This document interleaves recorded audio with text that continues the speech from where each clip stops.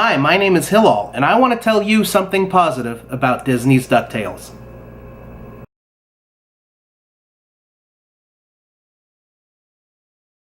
I love that my childhood encompassed both the 1980s and the 1990s. I love that I got to enjoy such classic shows like He-Man, Transformers, G.I. Joe, GoBots? But then immediately around the corner from all those great toy commercials, shows, I got to partake in the original Disney afternoon lineup of programming, with shows like Chip 'n Dale's Rescue Rangers, Tailspin, Darkwing Duck, even Bonkers was pretty good. That's right, I said it. And of course the iconic Ducktales. Now for me personally, I was always more of a Darkwing Duck and Tailspin kind of guy. Darkwing laid claim to my heart long ago, and I don't see it becoming unseated anytime soon. That's not to say DuckTales had no special place in my past. DuckTales was the pivotal point for many of the shows I love. Without the success of DuckTales, there would have been no Disney Afternoon. At the time, The Adventures of Scrooge McDuck and His Family was one of the best written shows on television. It was thrilling, scary, and at times moving. Whatever you were interested in, whether it was science fiction, noir, comedy, there was something for everybody. This has not only built a strong fan base, but kept them loyal throughout the years. Even without a show on, DuckTales stood the test of time because of what they had built and how they had treated their fans. That's how strong a property it was. Even the video game for the Nintendo Entertainment System was a massive hit that spawned a successful reboot. And now, over 30 years later, the beloved cartoon is brought back to us in glory. Look, there's nothing that can replace the original show. It was lightning in a bottle. It was a magic formula that can never be repeated. It was everything a childhood could want. That being said, this new version is absolutely amazing. It's better than it has any right to be. It's funnier than 95% of what's on TV already. And above all, it's just plain fun.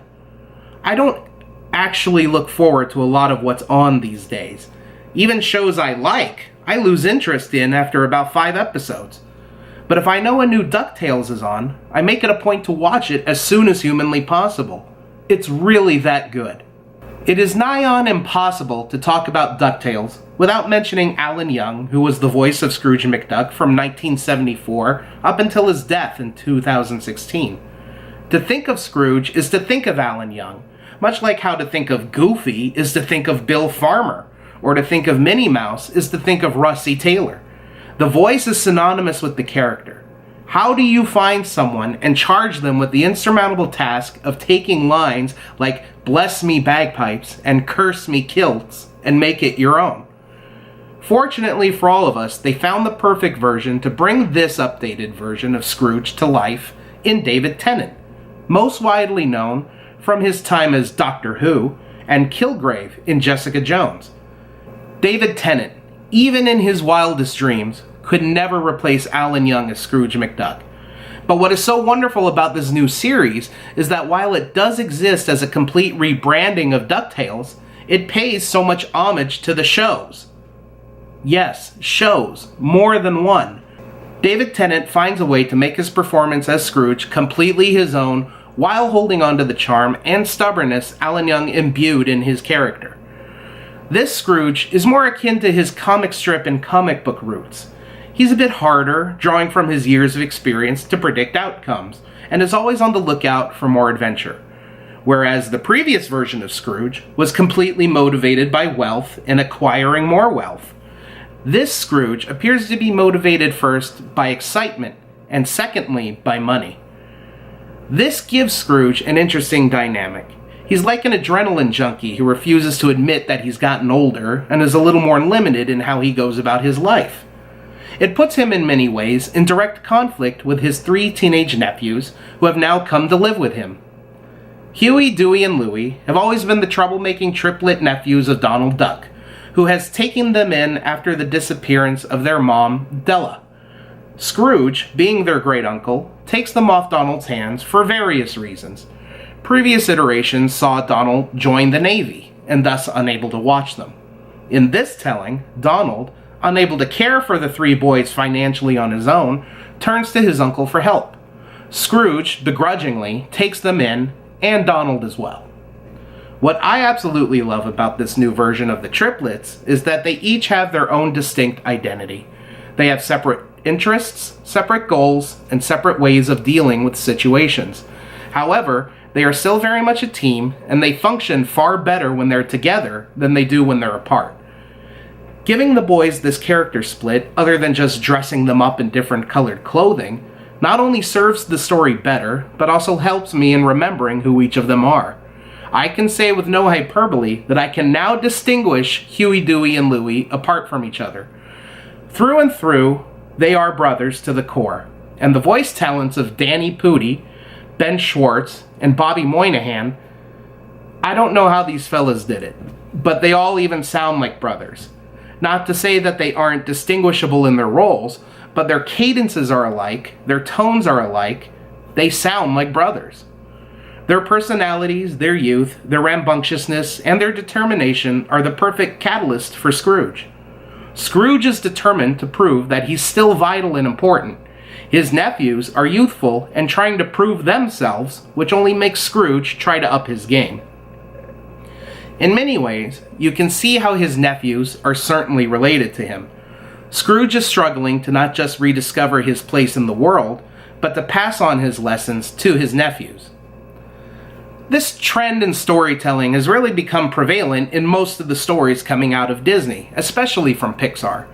The ever-present theme of passing on the torch to the next generation. Now that I have a son, I appreciate that sentiment.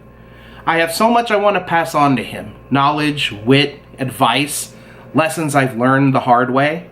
But does every story have to be about passing on the torch to the next generation?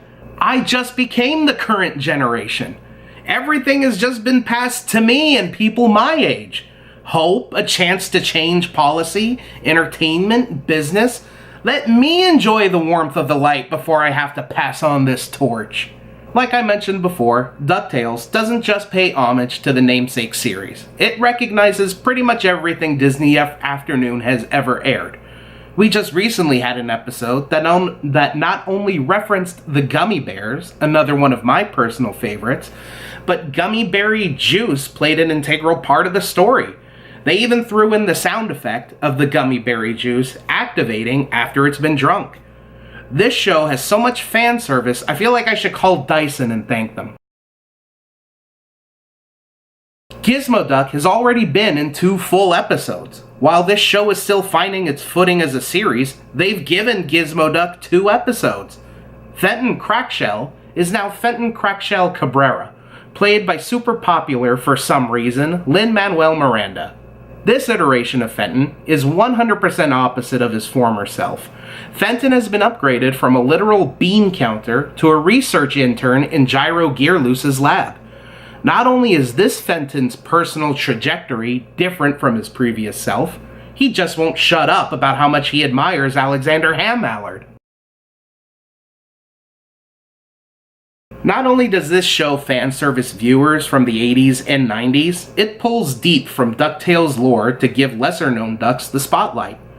Paul F. Tompkins brings Lucky Duck Gladstone Gander to life, and Allison Janney completely steals the show as Goldie O'Glit, both appearing in the first series, but arguably more well-known from Donald and Scrooge comics. There's just so much to love about this show. I never would have thought I could accept a new actor as Launchpad McQuack, considering this character's run in 2 Disney hits. But Beck Bennett really pulls off the dim-witted but fiercely loyal pilot. Margot Martindale is perfection as Ma Beagle. Eric Bauza plays every Beagle boy in the series, a stroke of genius, and Jim Cummings returns for a small cameo as Darkwing. However, I can't end a discussion about the new DuckTales without first talking about the 2 best characters in the entire series. They are both returning characters, one receiving a minor personality tweak, while the other is a complete overhaul. Flintheart Glomgold was a major villain in the original series who is usually annoying for the wrong reasons. His gimmick was centered around being the second richest duck in the world, and his goal was to either beat Scrooge to a treasure that would catapult his status higher, or just straight out try to murder Scrooge. Episodes that featured him were interesting, but far from the best the series had to offer. Thankfully, that is not the case with this tweaked version of Flint. Episodes that feature Flintheart are pure comedy gold. Comedy glom gold. The aspects of his character that identified him as a villain are now over-exaggerated to the point of ridiculousness, and that's honestly just what this character needed. I've never laughed harder or enjoyed Flintheart's time on screen more than I am now. Keith Ferguson gives such an outrageous performance as Flint that he has skyrocketed up the leaderboard to the higher echelon of the most entertaining characters. There really is no reason why this character shouldn't have been this wild to begin with. It works perfectly. Flintheart is one of the best reasons to get into and to stay with the show. I look forward to his character's appearance more than any of the others. Well, almost any other. There is one that is so vastly different from her original personality, in all the best ways, that she surpasses not just her old self, but every character, old and new, that has ever been in this show. Webby. Originally portrayed younger in age and maturity than Huey, Dewey, and Louie, she came off more as a wet blanket, or someone who needed to be babysat, rather than someone who was a part of the adventure at hand. She would whine about this, that, or the other, and really wasn't capable of much. No discernible skills to speak of, and creating more problems than solving them. All of that gone. Go ahead and just chuck everything you remember about Webby out of the window. Webby has evolved from an annoying fourth-tier character to a take-charge, survivalist-trained, A-list character. She's now proficient in hand-to-hand combat, small arms, and martial arts. She's essentially the duck version of Lara Croft. This sort of transition of character is extremely risky if not pulled off properly, especially because Webby is a female character. To have her go from absolutely docile to absolutely alpha could potentially alienate the character and the audience, mostly because it's change for the sake of change. When you change something up just because, with no real purpose to serve the story, it highlights either the laziness or the complete misunderstanding of the overall theme of the character and the mythology of the show. But because the writers and producers of this show care, and because of the effort they've put into making everyone unique for their own reasons, Webby shines above them all. They've given her a broad range of emotions instead of tying all of her core values into being tough or a fighter. Webby wears her heart and her passions on her sleeve, and in doing so is allowed to be extreme and gung-ho, but also wildly vulnerable, a consequence of having grown up alone in McDuck Manor with only her grandmother and her love of McDuck lore to keep her company. She borders on fanatic with all things concerning the McDuck family, because it's all she had to rely on for companionship in what could only be described as crippling isolation. When Scrooge's nephews move in, not only does it finally allow her access to people her own age, but a chance to delve even deeper into Scrooge's past. Spoiler alert, I'm calling it now, the Spear of Selene is a boat. Just saying. Webby is a kind person and always does what's right. That being said, she has difficulty relating to others and can easily be taken advantage of by people with foul intent. Of everyone else in the show, her heart is definitely the biggest and the gentlest. That is why she is my favorite character. Kate Micucci gives Webby her attitude and her vulnerability flawlessly. Kate's performance can have you crying tears of laughter, joy, and sadness all in one 22-minute episode. As the series continues, I look forward to Webby being integral in unraveling the larger mysteries and being front and center for the upcoming action. Ducktales is darn near perfect television. If you even passively enjoyed any part of the original series, you owe it to yourself to at least watch 1 or 2 episodes. This really is one of the funniest shows on, and for the viewer, absolutely qualifies as must-see. My name is Hillal. Please like or subscribe to our channel, and we'll see you next time.